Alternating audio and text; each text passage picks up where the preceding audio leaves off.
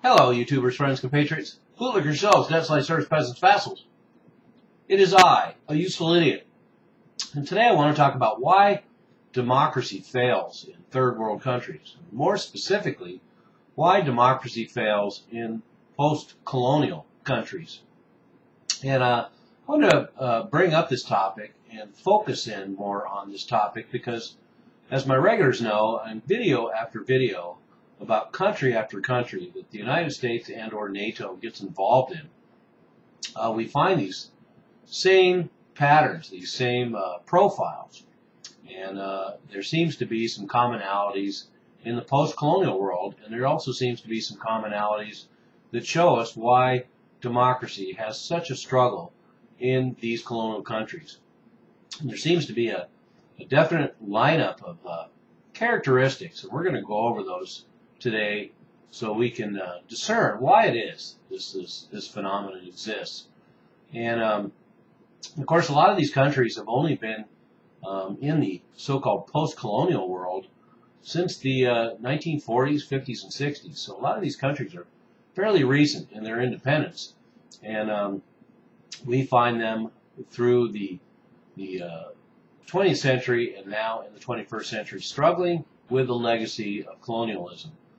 So first of all, we find the same pattern over and over again of the ethnic sectarian violence erupting. And we see this in country after country, whether it's Libya or Afghanistan or Iraq, now in Syria and in Mali, and all over the world. And there seems to be this same pattern of ethnic rivalries created because of artificially created colonial borders. And I've mentioned this in video after video after video. And this is extremely common. And what we have is ethnic homelands that are split up into artificial new countries by the colonial powers. And they, at first it seems to be just a sheer indifference to the ethnic homelands of the indigenous peoples, and colonial borders drawn up for convenience to divide territories between colonial powers. But in reality, what we find is that these ethnic homelands are consciously broke up by the colonial powers in order to divide these ethnic homelands and dissipate the power that these ethnic groups might be able to put together if their homelands weren't split up. And so first we have the colonial powers going in and exploiting these ethnic rivalries. And they have exploited these ethnic rivalries in some cases for decades and centuries. So we're still living with a legacy of colonial powers going in and not only exploiting ethnic rivalries to divide and conquer these colonies, but also creating a privileged class. So one ethnic group out of all these old colonial countries gets chosen to be the privileged class, and this just creates more ethnic animosity and rivalries. And another aspect of this exploiting the rivalries between these ethnic groups and creating these privileged classes is that time and time again we find these internal struggles in these countries due to the fact that one ethnic group is in power and they commandeer the resources and the wealth and then use it for their part of the country and neglect the rest of the country. Of course, we see this in Mali, where 90% of the population lives in the small southern tip of Mali, and then we have the large expanse in the northern part of Mali that's more of a nomadic people, more Muslim, in the Tuareg region, and they have not reaped the benefits of the development of Mali. All the money and development has gone to southern Mali. So, of course, the Muslim North Mali not only has a resentment because of the way they're oppressed as a different ethnic group, but also because of the fact that economic development of the country has passed them by. We also see this in Pakistan with the Baluchistan region barely developed and not reaping the benefits of vast resources it has, while the revenue and development goes to the other parts of Pakistan. And we saw that in Iraq as well with the Kurdish region. We see that all over the Middle East and all over North Africa all over Southeast Asia and, frankly, Latin America as well. And it's no surprise that in all these regions I just mentioned, these are the areas of the colonial world and now the post-colonial world. So we have all these colonial powers going in, exploiting these ethnic rivalries and creating these privileged classes and then oppressing various ethnic rivalries and divide and conquer. And what that has caused is economic disparities and problems with the distribution of wealth in these countries. So this creates these tensions and tensions on top of tensions. And then on top of that, what we have is with most of these post-colonial countries and these former colonies, the only thing that can actually keep these ethnic rivalries in check is a iron-fisted government.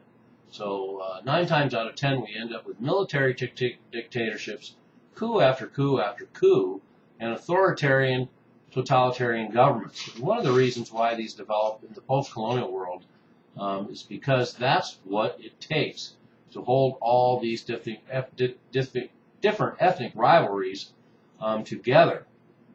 So you remove this authoritarian power and this strict hand, and then these ethnic rivalries flare up and cause chaos. And we see this in country after country where authoritarian leader is removed. We have Saddam Hussein, who was the only thing that could help keep things in check in Iraq. Now he is gone, and all these rivalries come out and wreak havoc in this country. We see that play out in Mali, and we see that play out in Libya, and we see that play out in Egypt, and we see that play out in Syria, and we see that happen in one country after another. So here we have the post-colonial powers essentially adopting the same techniques, exploiting that the colonial powers used to use. They're exploiting these ethnic rivalries, using them to destabilize these countries and these regimes, these authoritarian regimes, and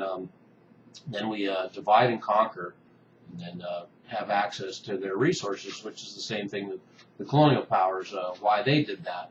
So, and then another reason why we end up with these authoritarian, totalitarian governments in these countries, and the only things that can hold these sectarian violence and these ethnic rivalries in check is there's a huge vacuum, because the colonial power, you have to remember, the colonial power used to run most of these countries, and they leave behind an infrastructure of roads and buildings and rail and that sort of thing, but all the bureaucracy tends to be run by the colonial power, and run by colonial governors, and run by a bureaucracy that is peopled with foreigners. So when the colonial power withdraws, all of a sudden you have a whole country that doesn't really have a trained bureaucracy, a trained government, people who are trained to run a country. So there's a vacuum there. And that's one of the things that allows these ruthless governments to get into power as well. And this is not a surprise, because when you look on a larger scale, we have this same phenomena of these artificially created amalgamations, like the Soviet Union or the Ottoman Empire, the Austro-Hungarian Empire, or countries like Yugoslavia and Iraq and the like, where the only thing holding them together is a totalitarian, iron-fisted government. And when you take that away, then of course we have the Soviet Union descending into fragmentation. We have Yugoslavia descending into fragmentation, and as well as all the old empires of the 19th century, the Ottoman Empire and Austro-Hungarian Empire. We see all of those empires fragmenting once that authoritarian umbrella is removed. And that is also what I'm talking about that happens in all these smaller countries as well. And so you have the authoritarian government removed, these ethnic rivalries flare up. And when I first started talking about these ethnic rivalries that get exploited, two really good examples of that are the Kurds and the Tuaregs. So the Kurds are the ones that are split between Iraq, Iran, Syria, and Turkey.